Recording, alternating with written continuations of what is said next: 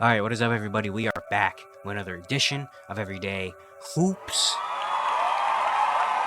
Hope you guys are having a good one. Today, emergency video, all this stuff. Karl-Anthony Towns has been traded to the New York Knicks. An insane trade, setting wavelengths throughout the NBA. I want to talk all about it here in today's video.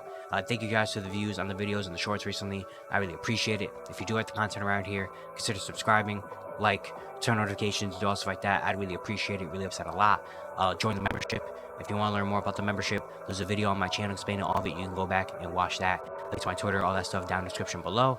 And yeah, don't waste any more of your time. Let's get right into it. So this happened last night, Friday night. I actually wanted to make a video and put it out last night, but the audio was acting really weird and all that stuff. I was like, you know what, I'll just do it in the morning. And so here we are. But yeah, last night, literally sitting in my bed doing nothing. All of a sudden, Shams just drops a bomb. The first Shams bomb since the retiring of Woj. Shams is here, and he starts off with a bang, bringing in this trade. And yeah, the full trade is the Timberwolves are sending Karl-Anthony Towns to the New York Knicks in exchange for Julius Randle, Dante DiVincenzo, and a 2025 first round pick. There's also a third team. The Hornets are getting Daquan Jeffries and like salary filler or whatever just to make the full trade work out, you know. But yeah, man, I mean, crazy stuff. The NBA, only the NBA really could do this, where just nothing's happened for the past month and a half, and then all of a sudden, out of nowhere, one Friday night at 10 p.m., it's like, hey, you know what? Let's make a blockbuster happen. Let's just do that, you know. But yeah, the trade happened. Karl-Anthony Towns to Nick. A lot of thoughts, a lot of stuff to talk about. So we'll get into it. You know, we get down here. Also got stuff pulled up on the monitor, so that's why I'm looking over here sometimes. You know. But yeah, we'll start with the Knicks. We'll start with Karl-Anthony Towns and the Knicks' perspective of it. For the Knicks, I mean, be able to get a guy like Karl-Anthony Towns is great. Karl-Anthony Towns is a star caliber player. Like when he wants to, when he really wants to, he's a top 5 center in the league, and he's a guy that could space the floor, could do so much things on the offensive end. Now I've seen a lot of Knicks fans kind of go back at this because defensively, they're to have Tom Thibodeau, they're more defensive, gritty type of team. That's what their identity is. Towns does not really fit that, but Towns did have the best defensive season in his career last year, next to Rudy Gobert, guarding on the perimeter and all that stuff. So that there's some hope there. There's some hope there. And with Thibodeau back with his former coach, maybe that can unlock him. Maybe him being just in this culture and around the system can help that out. But I'm not really worried too much. And also, they have the wing defenders. They have Mikal Bridges and OG Anunoby are two of the best wing defenders we have in the NBA. So I don't think Towns is going to have as crazy of a job as a lot of other big men do while having those two guys on the perimeter guarding other guy. And Josh Hart as well is no slouch on that end either. So, I don't think Towns is going to have that big a problem. And now you have a lineup of Brunson. I expect you throw Hart in there. You have the 3 wings, so you have Brunson, Hart, Mikal, OG, Towns. I expect that's a pretty good lineup, And the Knicks, you have to respect the front office because they are going all in. They are saying, you know what? We have Jalen Brunson. We have our star. We have guys like Mikal. We have guys like Josh Hart, OG, all locked in right here. We're going for it. We are going for it. The biggest hole they had was the center position. They lost Isaiah Hartenstein. We learned that Mitch Robinson's not going to be ready to start the season. And they're going to have to rely on guys like Precious Achiuwa, Jericho Sims, and Randall's going to have to slide over and play a lot of 5, which who knows how that would have turned out. But now they're like, you know what? We're bringing in a guy in Karl-Anthony Towns. We see he's there.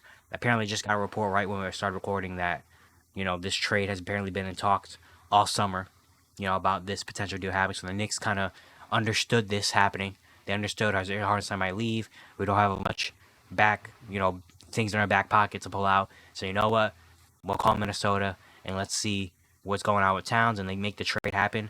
To get a guy like that is really, really nice. I see a lot of Knicks fans also kind of not really happy about this because of Dante DiVincenzo being gone, which I understand. DiVincenzo had a really, really good season last year. He's a really, really good player. The Nova boys, the 4 Nova boys, unfortunately, we'll never get to see them all play together, which is, that sucks. But you also got to think, like, to get a guy like Karl-Anthony Towns' caliber, you have to give up something. You have to give up something to get something. You can't just get a star player and expect them to take on just bench pieces. You have to give up something. And so DiVincenzo was just the guy, the odd man out. And apparently we got a report after saying that DiVincenzo wasn't really excited about the change in his role, where he's got to come off the bench now. And after having a career year last year, he's going to have to go back down to the bench and all that stuff. And so now he gets to go to Minnesota, where he's still going to have to come off the bench probably, but whatever. And For New York, I really like this for New York, honestly. I really, really do. Again, they're going all in. They understand the Boston Celtics are the team to beat, and they're going all in not only for themselves to win a championship, but going all in to beat the Boston Celtics. Bringing in a guy like Mikal Bridges that can guard on the perimeter with OG. Now getting Karl-Anthony Towns, a guy that, okay, you guys have your Porzingis? All right, we have Cat. So let's play this. Let's play this matchup. Let's play this game. And so it's just really exciting for a front office to see this front office really go in and be like, no, we think we have the star, we have the surrounding pieces, we are going all in, and this is the year, this is the time, this is the timeline that we have right now. So very excited to see that.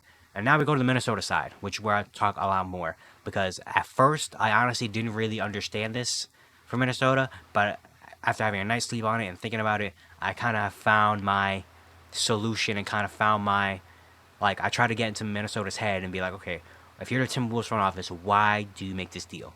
And I think I found my reasoning at some point here in this, and it is that the second apron has hit the NBA, and we've already seen this offseason that the second apron has done things. It's changing the way that teams have to build their teams out, and the contracts and all this stuff.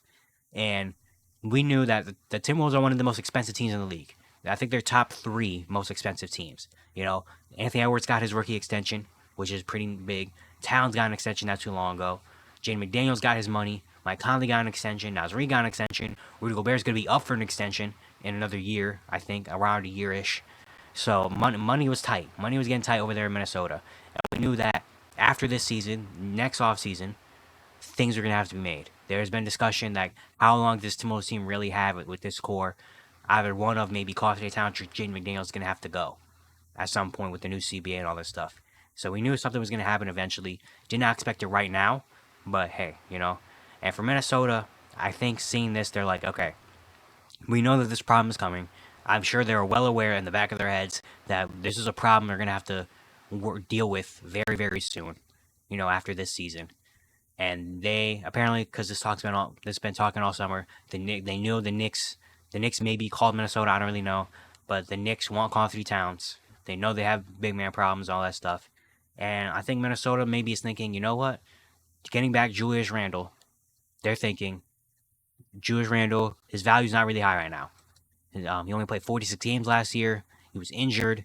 He's only got a year and a player option left in his contract. He's going to have to play a position in New York that, we haven't really seen from Randle. It's going to be tough. And so they're like, you know what? Why not get a guy who, when he's healthy and when he's playing, he's an all-NBA, all-star caliber player. And we're giving up a guy in Karl-Anthony Towns who also, when he's playing, is an all-star, can be an all-NBA caliber player. So we're going to get back similar production for Karl-Anthony Towns, where maybe if we have to wait another year, where everybody in the NBA knew, oh, they're going to have to give up something, the value maybe goes down.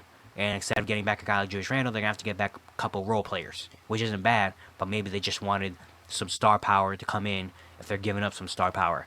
And so they see Julius Randle, and they're like, you know what? This might be the best player that we can get to replace Cat with his value not really high, so we don't have to give up picks or anything like that. Let's do it right now.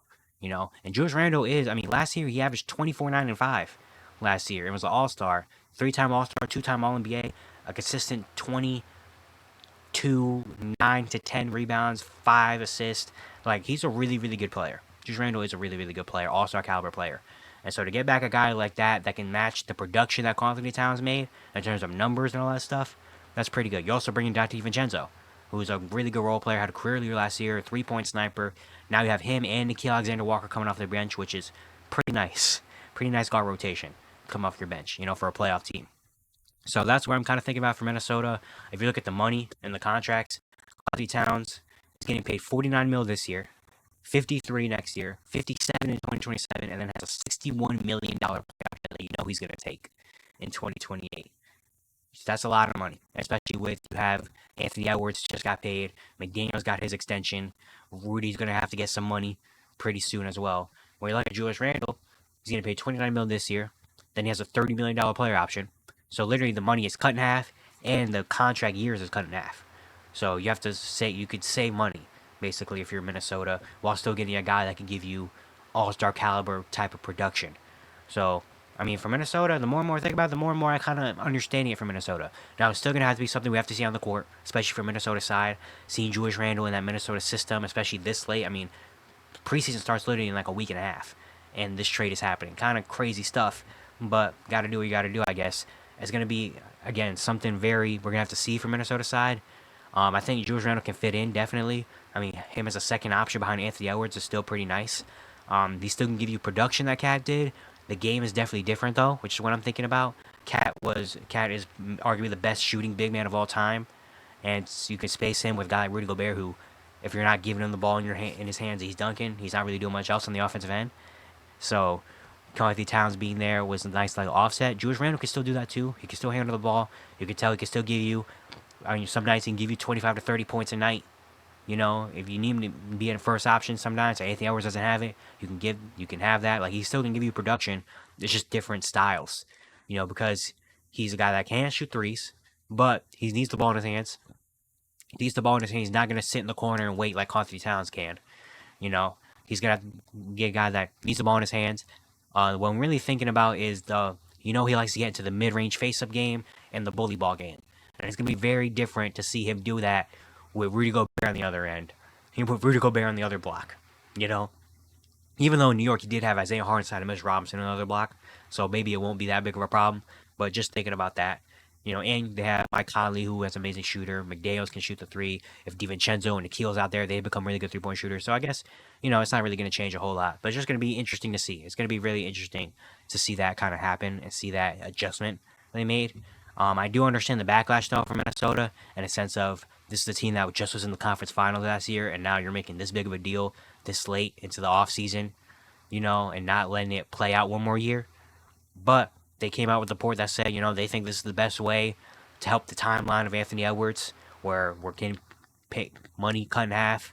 Julius Randle's still, again, an all-star caliber, all-NBA caliber type of player that we're bringing in. So, yeah, we're just going to have to wait and see, honestly. And then we have the reports also after that Dr. DiVincenzo apparently wasn't really happy about he was going to have to play a reduced role coming off a career year where he's going to go back to the bench and not going to get as many shots. But now he's going to be in Minnesota where that same thing's kind of going to happen. So, I don't know. And then also reports that a lot of other teams were calling about Julius Randle with the Hawks, the Heat, the Pistons were teams calling about Julius Randle. And that Randle wanted an extension from the Knicks, but the Knicks couldn't really give it to him. And so that kind of led to a falling out a little bit where that trade kind of happened. So it makes a lot more sense, which is why I'm happy that I waited till now so we get a lot more details instead of last night where it just was coming off the top of the head, trying to just assume a lot of things. But yeah, this could be something that is going to have to wait and see. Obviously, with every trade, basically, it's going to have to be wait and see. Right now, I like it more for New York than Minnesota, but that's just right now, literally a couple hours after it happened. So we got to wait and see how it works in the season and how it looks, how the adjustment periods work and all that stuff. But yeah, let me know down low in the comment section what you think about this trade. If you're a Knicks fan, if you're a Minnesota fan, if you have no sticks in the game like I do, let me know how you feel about this trade. Because, man, this is a big one. This is a pretty big one. But yeah, it's going to be it for today. Hope you guys enjoyed. Once again, if you do like the content around here, consider subscribing, turn notifications, do all stuff like that. I'd really appreciate it. It really helps out a lot. And yeah, I'll see you guys tomorrow.